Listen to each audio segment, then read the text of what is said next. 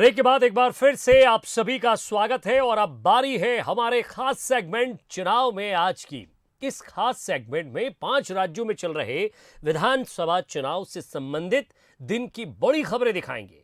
न केवल खबरें दिखाएंगे बल्कि उन खबरों के मायने भी समझाने की कोशिश करेंगे। तो चलिए देखते हैं चुनाव में आज की कौन सी बड़ी खबर रही।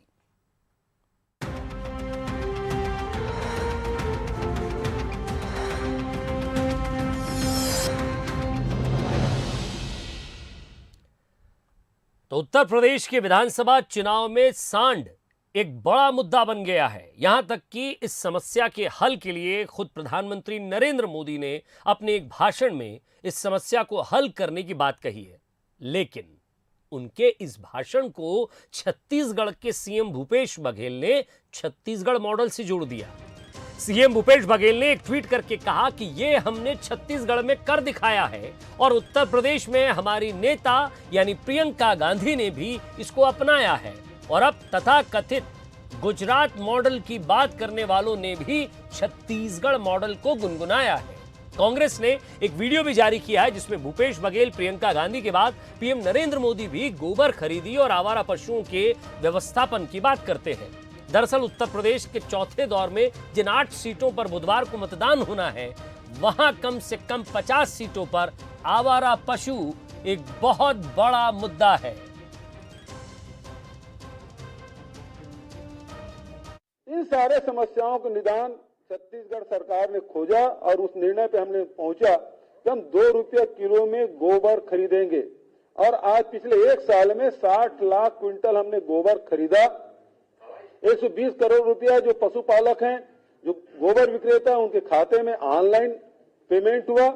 आवारा पशु की बहुत बड़ी समस्या है उत्तर प्रदेश में। कम पार्टियां इसके बारे में बात करती हैं, लेकिन सच्चाई ये है कि किसान बहुत त्रस्त हैं। और हमने अपने अनुभव में, जो हमारी छत्तीसगढ़ में कांग्रेस की सरकार है, उन्होंने एक पूरी योजना बनाई कि इससे हम किस तरह से इस समस्या को हम हल कर पाएं। इसके मुख्य बिंदु हमारी उन्नति विधान में है। छुट्टा जानवरों से जो परेशानी होती है उसे दूर करने के लिए 10 मार्च के बाद नई व्यवस्थाएं बनाई जाएगी। भाइयों बहनों, जो पशु दूध नहीं देता है उसके गोबर से भी आय हो, ऐसी व्यवस्था मैं आपके सामने खड़ी कर दूंगा भाइयों। और एक दिन ऐसा आएगा कि छुट्टा जो पशु है ना, लोगों को लगेगा यार घर में इसको बांध लो, इससे भी कमाई होने वाली है। तो आप भी सोच रहे होंगे वाह क्या आइडिया है। इसी आइडिया पर चर्चा करते हैं। हमारे साथ एग्जीक्यूटिव एडिटर शैलेंद्र सिंह जी राजपूत हमारे साथ जुड़े हुए हैं। शैलेंद्र जी, ये आइडिया एक स्टेट ने अपनाया है, उसका नाम छत्तीसगढ़, और सीएम भूपेश बघेल जिनकी एक महती बड़ी और ग्राउंड पर काम करती हुई योजना है, उस योजना का आज जिक्र जो है वो यूपी में हुआ है। प्रधानमंत्री ने भी कहा, इधर व्यंग भी हुआ। लेकिन इन सब के बीच सवाल ये है कि ये जो लड़ाई है, इस लड़ाई के बीच क्या वाकई ये हो पाएगा, और अगर ये हो पाएगा तो क्या इसके लिए, जिस तरह से कहा है उन्होंने कि 10 मार्च के बाद हम करके दिखाएंगे, तो सवाल तो यही है कि 10 मार्च होगा किसका, और ये मुद्दा क्या वाकई एक बड़े वोट बैंक की तरफ ले जाएगा? बिल्कुल विजय, देखिए गौ संरक्षण की बात करने वाली बीजेपी सांड से परेशान हो गई है उत्तर प्रदेश में, और ये इसको आप मुद्दे का साइड इफेक्ट बोल सकते हैं बीजेपी के लिए। गौ संरक्षण के मुद्दे का साइड इफेक्ट है सांड, तो उससे ये परेशान। देखिए जो चौथे चरण में मतदान होना है परसों बुधवार को, तो उसमें जो 60 सीटें हैं उसमें से कम 50 सीटें ऐसी हैं जिसमें सांड बड़ा मुद्दा बन गया है। तराई के क्षेत्र से लेकर अवध का पूरा इलाका है, इसमें खेती किसानी वाला बेल्ट है पूरा, तो ये सांड यहाँ पर बड़ा मुद्दा है। इसकी शुरुआत होती है 2017 के बाद से, जब योगी आदित्यनाथ ने कमान संभाली तो उन्होंने बूचड़ खानों पर प्रतिबंध लगाया। जो अवैध बूचड़ खाने थे उत्तर प्रदेश में, ये बहुत बड़ी संख्या में थे। अब देखिए इसके पीछे ये सिर्फ सांड या आवारा पशु का मुद्दा नहीं था, इसमें ध्रुवीकरण की भी एक राजनीति थी, क्योंकि एक वर्ग विशेष के बूचड़ खाने थे जो बंद किए गए। अब वो तो बंद हो गए, लेकिन उसके बाद समस्याएं आनी शुरू हुई। इनके बंद होने से करीब 2019 तक 17% आवारा पशु बढ़ गए, जिनमें से सांडों की संख्या सबसे ज़्यादा थी। तो ये इससे किसान परेशान होने लगे, क्योंकि खेतों में बड़ा नुकसान इन्होंने पहुंचाया और कई जाने भी गई सांडों के हमले से, शहरी क्षेत्रों में भी और ग्रामीण क्षेत्रों में नहीं। तो अब 2022 में अखिलेश यादव ने इस मुद्दे को बड़े तरीके से पकड़ा है और वो बार बार अपनी सभाओं में बुल और बुलडोजर दोनों का नाम ले रहे हैं कि 10 मार्च के बाद बुल और बुलडोजर दोनों गायब हो जाएंगे। बुल यानी आवारा पशु जो सड़कों पर घूम रहे हैं, बुलडोजर यानी योगी आदित्यनाथ जो माफियाओं के खिलाफ कार्रवाई करते हैं और बुलडोजर से जो संपत्ति, जो अवैध संपत्तियां हैं उनको ध्वस्त किया जाता है। तो ये अखिलेश ने ये मुद्दा बड़े तरीके से पकड़ा है।